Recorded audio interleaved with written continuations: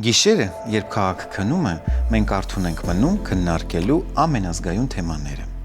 առողջություն, հարաբերություններ, սեռական կյանք եւ ընտանիք։ Մենք խոսում ենք այն ամենի մասին, ինչի մասին դուք հաճախ լռում եք։ Բարի ուշ գիշեր։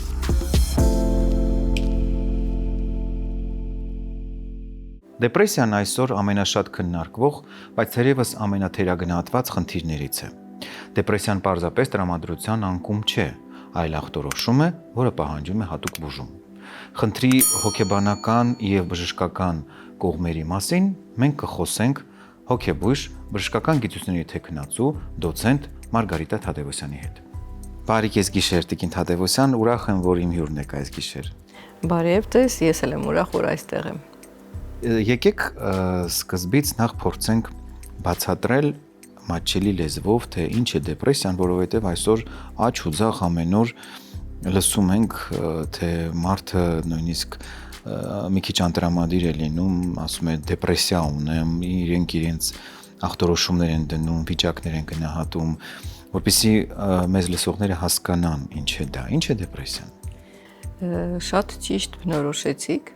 կան տերմիններ, որոնք որ դուրս են եկել բժշկական շրջանակներից, որոնցից մեկն էլ դեպրեսիան է, որ մտել են, այսպես ասած, ժողովրդի մեջ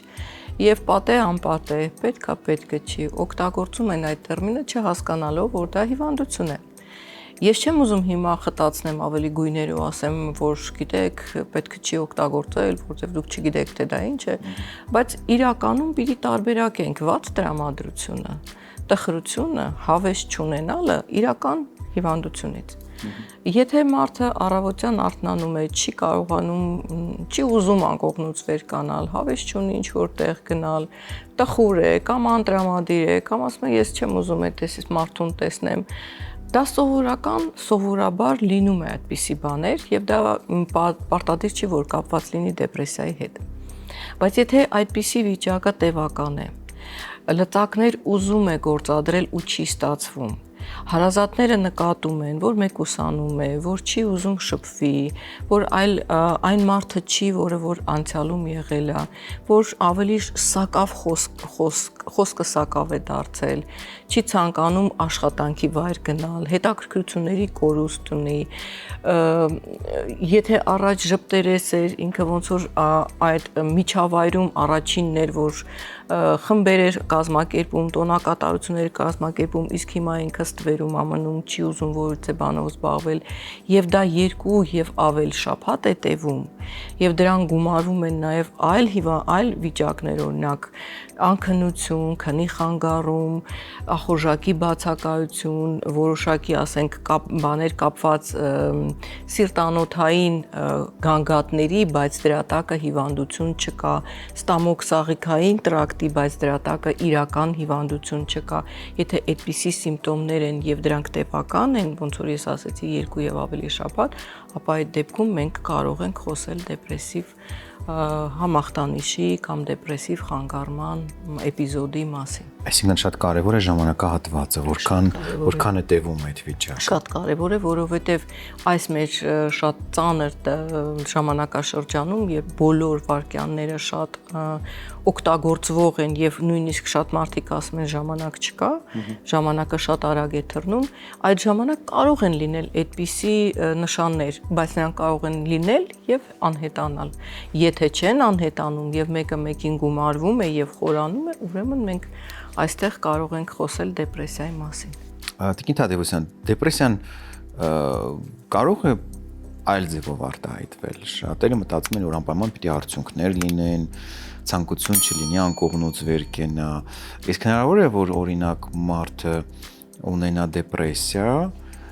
բայց լինի սոցիալապես շատ ակտիվ ու միևնույն ժամանակ ներսից, ինչպես իրենք են շատ հաճախ ասում, ներսից քայքայվի։ Իրականում այո, որովհետև այն առաջի մասը, որ դուք ասեցիք, անկողնուց չվերկանալ, լաց լինել, մեկուսանալ, տրամադրության կորուստ, տխրություն, իրականում դա է դեպրեսիան, բայց նշանները դա են, իրական դեպրեսիայի նշանները դրանք են, բայց գոյություն ունի դիմակավորված դեպրեսիաներ, շփտացող, դա իհարկե ավելի դա չի մտնում դասակարգման մեջ, բայց մենք այդպես ասենք, խոսակցական, երբ որ մարդը արտաքինից ինքը դեռ իր մակարդակը պահպանում է, օրինակ շատ դեպքերում ասում են ոնց է որ իր մոտ դեպրեսիա է, տենց շատ գեղեցիկ հագնվում էր, ճաշակը իր տեղն էր, ինքը գալիս էր բոլորի հետ, խոսում էր, համագործակցում էր, նույնիսկ կատակում էր, բայց երբ որ իրան գալիս են բժշկի մոտ, ասում են բժիշկ գիտեք, ես խոսում եմ, ես ժպտում եմ, ես կատակում եմ, բայց ներսս դատարկ է, ներսս տխրություն է, ու մի հատ շատ հետաքրքիր ոնց ասեմ գանգատ է երևի կամ ախտանիշը ասում են այստեղս ցավում է, այստեղս դատարկ է, սա խոսում է դեպրեսիայի մասին, սա խոսում է նրա մասին, որ մարդը պայքարում է, ուզում է լծակներ գտնի այդ վիճակից դուրս գալու եւ սա առաջի этаպը կարող է լինել, բայց դրանից հետո արդեն դեկոմպենսացիա է գնում, այսինքն այդ լծակները բավարար չեն լինում ու արտահայտվում է արդեն տխրությամբ եւ մեկուսացումով եւ ինքնափոփությամբ եւ այլն։ Տիկին Թադևոսյան, եկեք խոսենք գործոններից, որոնք են այն հիմնական գործոնները, որոնք կարող են բերել դեպրեսիայի, գուցե ժառանգականությունը դեր ունի, թե ամեն ինչ կախված է կյանքի ընթացքից, հանգամանքներից, ստրեսից։ Բոլոր ձեր թվարկված գործոնները իրականում կարող են լինել, որովհետև տեսեք, շատ դեպքերում դա լինում է օրինակ կորուստի, բաժանման ժամանակ, կարող է լինել որոշակի անհաջողությունների, որոշակի տնտեսական ճգնաժամերից հետո, իհարկե անձի գործոնը այստեղ շատ մեծ նշանակություն ունի, այսինքն ոնց է տվյալ անձը վերապրում եւ կարողանում է արդյոք լծակներ գտնել այլ ձևով մտածելու, այլ տեղերից, ասենք ինչ որ ռեսուրսներ գտնելու համար, բայց իրականում այո, կարող են լինել եւ արտաքին գործոնները, եւ կարող են լինել ժառանգական գործոնները, բայց նրանք ուղիղ չեն, այսինքն պարտադիր չի, որ մայրը, հայրը կամ, չգիտեմ, բարեկամներից մեկը ունենա ու մնացածները ունենան, բայց կարող է եւ լինել, որովհետեւ դա կոչվում է նախատրամադրվածություն, եւ մյուսը ռիսկային ֆակտորներից մյուսն էլ դա իհարկե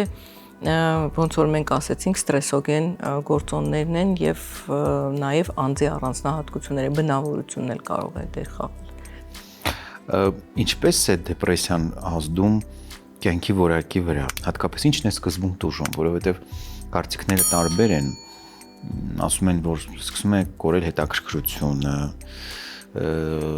ոմանք ասում են նաեւ էներգիայի պակաս, առհասարակախորժակի կորուստ եւ այլն, այ որն է այն ծիծեռնակը հենց սկզբնական շրջանը, որ նկատելի է կամ գուցե եռյակը, որ հուշում են մեզ, որ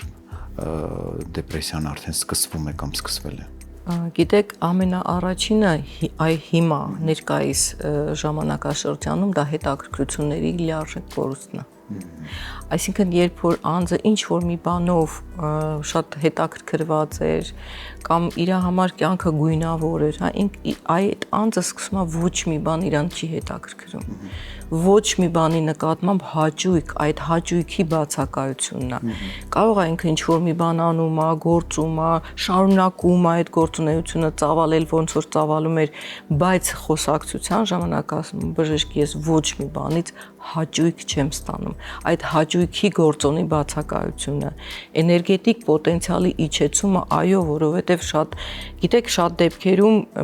կինը կարող է ասել, գիտեք, ես այնքան գործունյա եմ եղել, 40 հոգանոց սեղան կարող էի փռեի 2 ժամով, իսկ հիմա մի թեյնիկ գազոչաղի վրա դնելը իմ համար հերոսություն է, որովհետև չկա, այդ էներգիան չկա, ցանկությունը կա, էներգիան չկա նմանատիպ գործունեություն ծավալելու։ դա կարող է լինել։ Ու արդեն դա հուշում է։ Ու արդեն դա հուշում է, բայց դրա հետ միասին մոտիվացիաների իջեցումն, այսինքն նպատակայնությունն է կորում, եւ դրա հետ միասին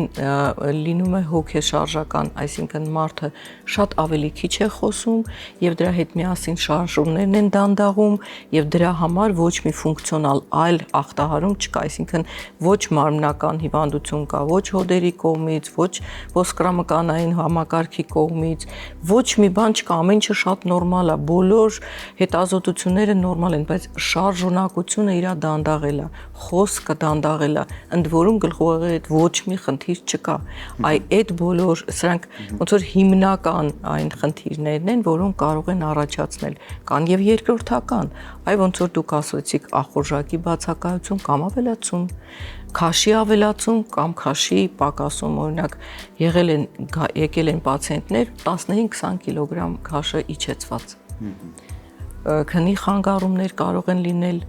դժվարացած արթնացում ու արթնանում են ու ասում են արթնացել եմ հոգնած, ոնց որ շատ գործ արած լինեմ, բայց քնել է ինքը իրականում։ Այսինքն այդտենց ախտանիշներ կան երկրորդական եւ շատ ավելի, որոնք կարող են խոսել դեպրեսիայի մասին, նորից եմ ասում, տևական լինելու դեպքում։ Իհարկե անմասը չի մնում նաեւ սեռական առողջությունը։ Պարտադիր, ցավոք սրտի։ Այո, եւ տղամարդկանց մոտ եւ կանանց մոտ դեպրեսիայի ժամանակ դժում է սեռական առողջությունը եւ շատ դեպքերում շատ ուշ են դրա մասին իմանում կամ չեն իմանում, եթե չհասնեն մեզ կամ ձեզ։ Ինչ առանձնահատկություն կա, եթե կա իհարկե մասնագիտական, գուցե դիմում են ձեզ եւ գանգատների շարքից դուք արդեն կռահում եք եւ հատկապես լսում եք սեռական գանգատը, արդեն կռահում եք, որ գործ ունեք դեպրեսիայի հետ, արդյոք խոսում են դրա մասին իրենք, հատկապես դեպրեսիվ հիվանդները։ Ես կուզենամ ասեմ, որ իրականում այս թեմայի շուրջը խոսելը մեր պացիենտների համար այդքան էլ հաճելի չի։ Իրականում խուսափում են, դժվարությամբ են խոսում։ Իրականում դա մենք պիտի դրա մասին հասկանանք, նույնիսկ եթե իրենք չեն ասում, որովհետև էներգետիկ պոտենցիալի իջեցումը ինքը էներգետիկ պոտենցիալի իջեցում է, դա իջեցնում է ամեն ինչ եւ առաջի հերթին, այո, առաջի հերթին դա ազդում է ցավոք սրտի եւ դրա վրա եւ դա էլ կարող է գումարվել, որովհետեւ մարդը ավելի լավ է իրեն զգում, երբ որ գիտի, որ ուրիշների մոտ էլ է տենց ու եթե ուրիշների մոտ էլ է տենց ու անցնում է, իր մոտ էլ կանցնի, բայց քանի որ թեման շատ փակ է եւ չեն ուզում դրա մասին խոսել եւ խոսում են ամեն ինչի մասին, բայց դա մնում է մութ անկյունում, ինքը տանջվում է ինքը իր հետ, չի հանում դուրս։ Դրա համար դա էլ գումարվում է այդ վիճակին ու ավելի խորացնում է։ Լավ կլինի, որ խոսեն, որովհետեւ եթե խոսեն, մենք կարող ենք եւ կամ մենք անենք, կամ ուղղորդենք։ Ձեր մոտ ուղղորդենք։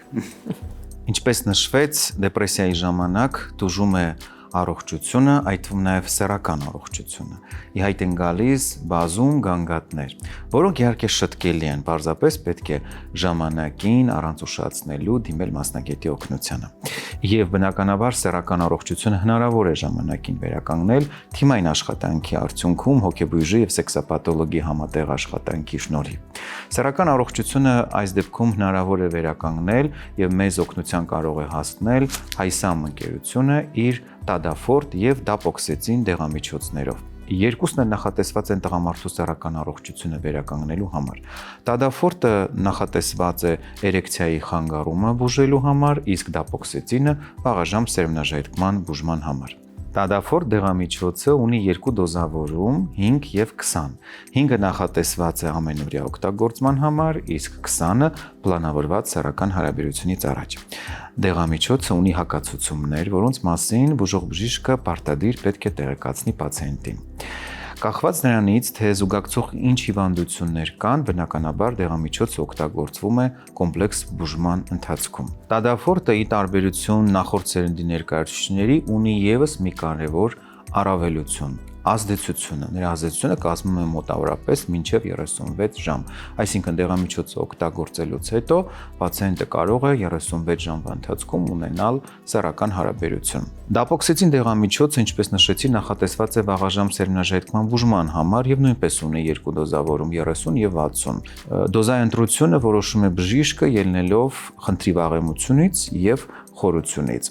Դապոքսեցինը բավականին արդյունավետորեն ազդում է հատկապես բուժման սկզբնական ժամանակահատվածում, ինչի մասին նշում են պացիենտները։ Երկու դեղամիջոցների համակցված օգտագործման պարագայում տղամարդու սեռական առողջությունը հնարավոր է կարճ ժամանակահատվածում լիովին վերականգնել։ Տիկին Թադևոսյան, հայ իրականության մեջ ինչ խոսք մարդիկ ահա որ վախենում են հակադեպրեսանտներից, առավել եւս երբ որ իմանում են, որ իրենց նշանակում են հակադեպրեսանտներ ու խնդրում են բժշկին, որ հանկարծ բժիշկը չնշանակի հակադեպրեսանտ,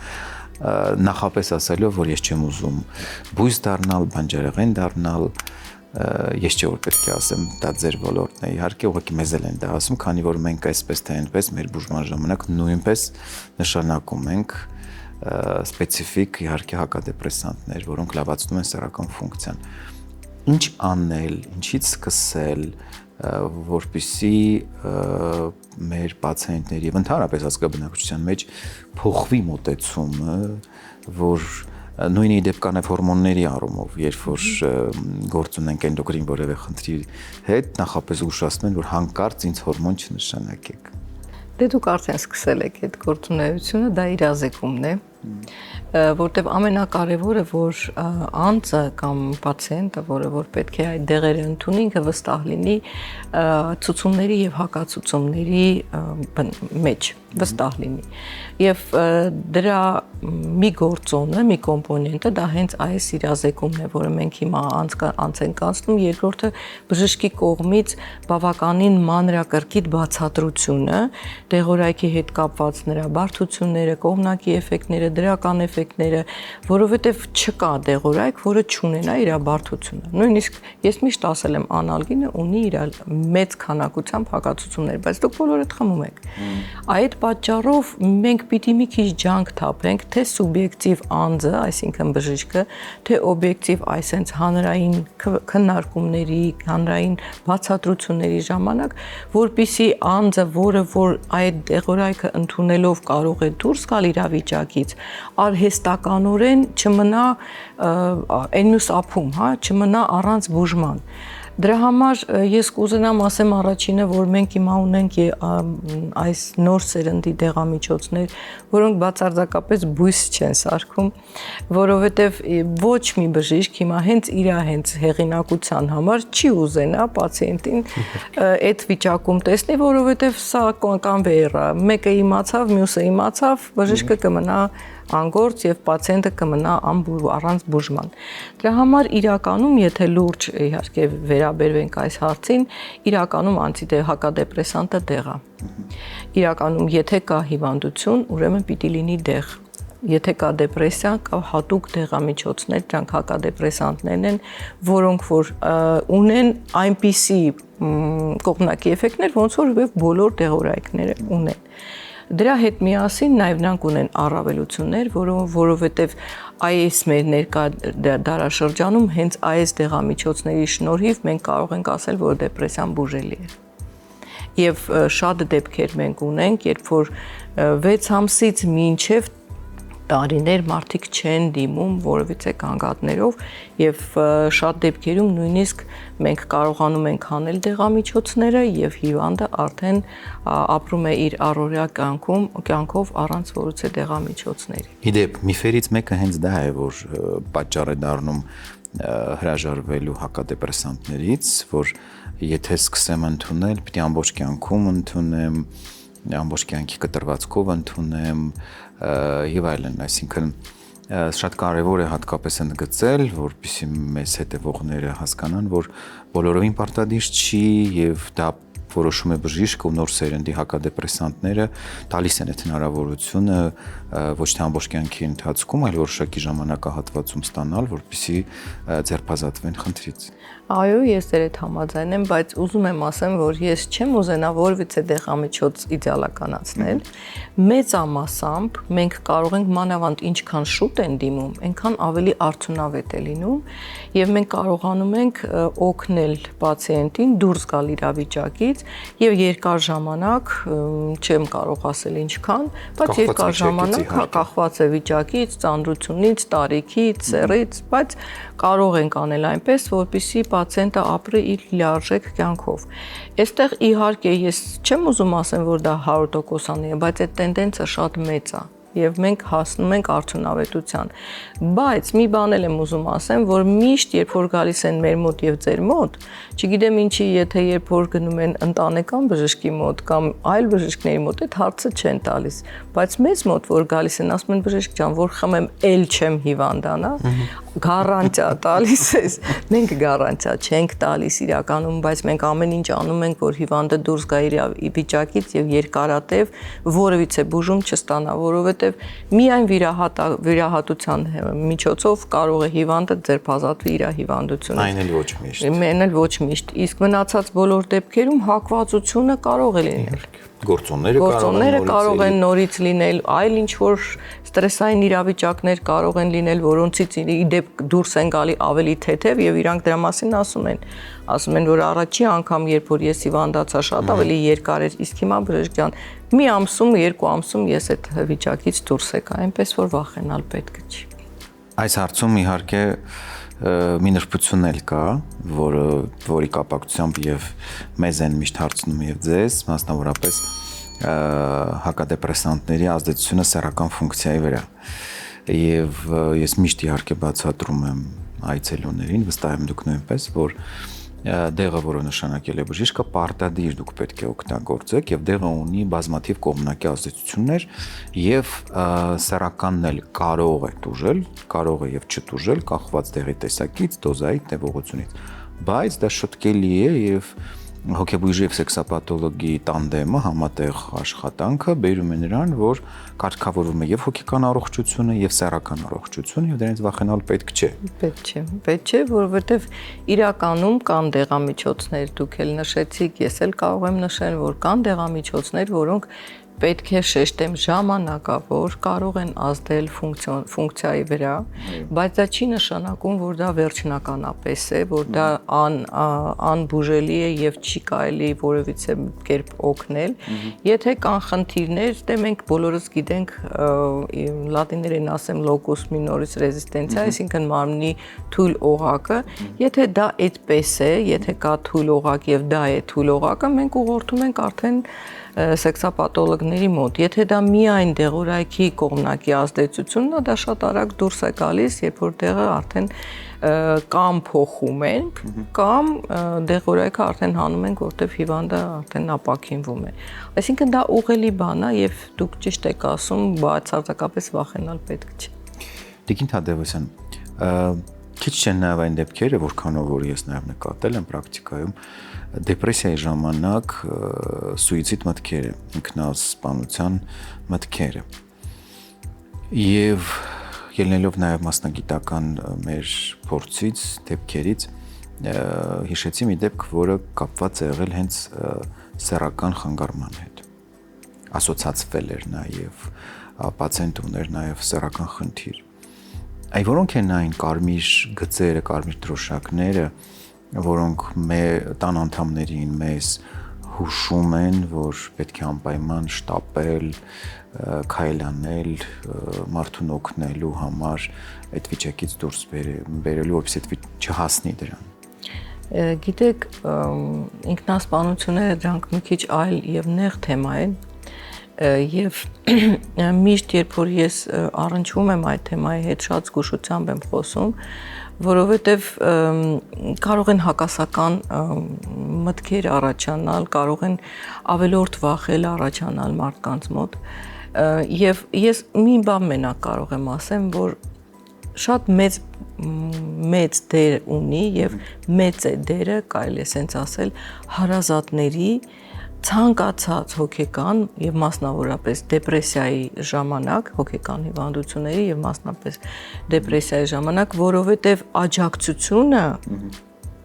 հարազատների, ընտանիքի ինքը ոնց ասեմ ձեզ գումարվում է եւ ավելի արագ է ընթանում ապակինումը, քան եթե նրանք փակում են դռները հենց պացիենտի որովհետև այն դեպքում, երբ որ հարազատները հաստատ համոզված են, որ բոլոր խոսքերը, որոնք ասում են հարազատները, դրանք ոգևորելու եւ ոնց ասեմ, բարձրացնելու համար են ասվում, բայց շատ դեպքերում պացիենտի հարազատները ասում են, ոչինչ պետք չի, մի գնա բժշկի մոտ, ինքդ աշխատի քո վրա, ինքդ դուրս արի իրավիճակից, ինչի ես ուզում ինչ որ մեկին դիմես, դու ուժեղ ես, հասկանում եք, այդ բոլոր խոսքերը բլոկ են առաջացնում,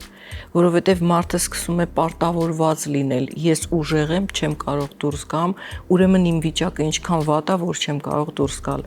Այս դեպքերում հարազատները պետք է աջակցեն եւ օգնեն հիվանդին հակառակը դիմելու մասնագետին, հասկանալու իրան, հասկանալու, որ դեղամիջոցները վատ չեն, հոգեբուժը կամ ասենք սեքսապաթոլոգը ձեր դեպքերում, դրանք վատ մասնագիտություններ չեն, արի դիմենք, արի փորձենք, մենք քեզ հետ ենք, մի վախեցիր, գիտես ինչքան շատ դեպքեր կան քոննել դրանցից մեկն է, դուրս կգաս, երբ որ հարազատները, խոսքի ուժը, երբ որ հարազատները նմանատիպ, նման ձևով են դիմում, պացիենտը բացվում է իր դռները, ինքը սկսում է խոսել, ինքը սկսում է վստահել բժշկին, սկսում է վստահել բուժմանը, հակառակ դեպքում կարող է եւ փակվի եւ ամենավատագույն դեպքեր կարող են տեղի ունենալ։ Այսինքն ինչպես չի կարելի աջակցել եւ ինչպես կարելի է աջակցել, կախված է իհարկե նրանից, թե ինչպիսի մոտեցում կցուցաբերեն հարազատները, իրենց վերաբերմունքով, իրենց խոսքով, քաջալերումներով, որովհետեւ դա շատ կարեւոր է տրամադրել եւ ինչպես տրամադրել, ոգևորել կամ գուցե հակառակը գնալ բժշկի կամ հակառակը երբեմն նաեւ ասում են հավաքի քեզ, դու ինքդ կարաս անես, դու դա կարող ես անել, բայց մարդը լուրջ խնդիր ունի, առողջական խնդիր ունի, հոգեկան առողջության հետ կապված խնդիր ունի եւ պետք է մասնագետին հասնի։ Այս շատ դեպքերում, երբ որ գալիս են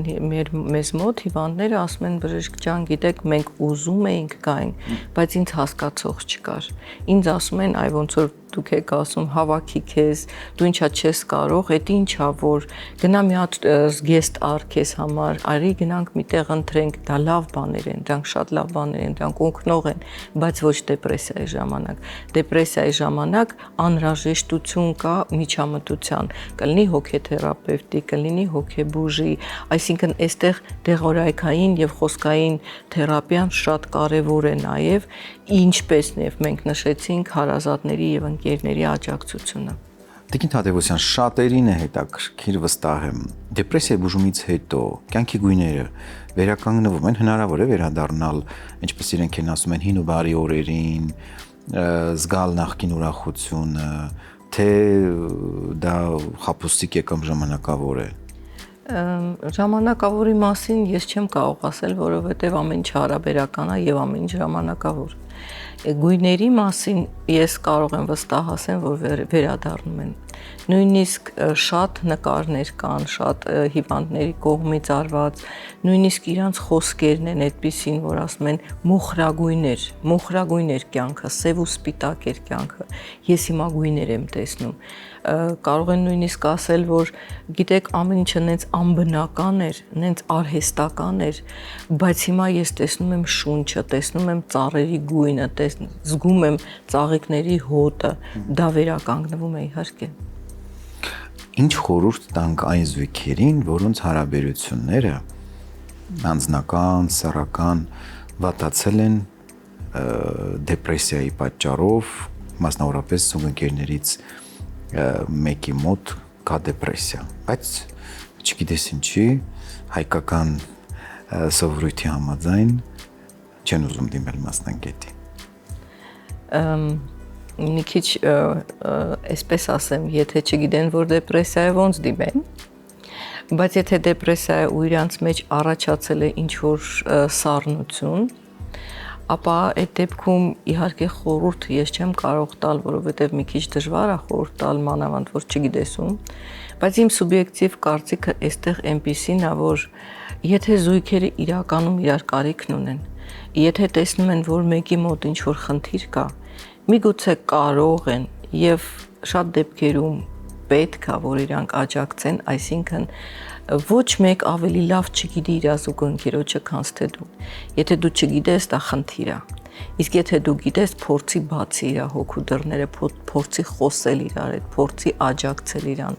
փորձի նեցու կլնել իրան, որովհետև հենց այդ դժվար պահերի համար եք դուք զուգընկեր նաև։ Շնորհակալություն շատ Տիկին Թադևոսյան, անչափ հետաքրքիր կարևոր զրույցի համար։ Առավել քան համոզված եմ այս թողարկումը դիտելուց հետո նախ շատերը վերջապես կհասկանան, թե ինչ է դեպրեսիան եւ նաեւ անհրաժեշտության դեպքում առանց կաշկանդվելու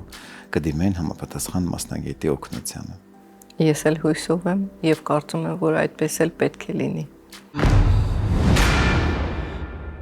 Ինչպես միշտ սեռական այբուբեն խորագրի ներքո ես պատասխանում եմ բոլոր այն հարցերին, որոնք դուք ուղարկում եք մեզ։ Շնորհակալություն մեզ վստահելու եւ ակտիվություն ցուցաբերելու համար։ Մեզ համար անչափ կարեւոր է ձեր վստահությունը։ Իսկ այժմ ընթերցեմ հարցը։ Բարև ձեզ բժիշկ ջան, ես 60 տարեկան եմ, ինձ մոտ կորել է սեքսի ցանկությունը, բայց շատ եմ ուզում սեքսով զբաղվել։ Ինչ դեղեր կարող եմ օգտագործել ցանկությունը վերականգնելու համար։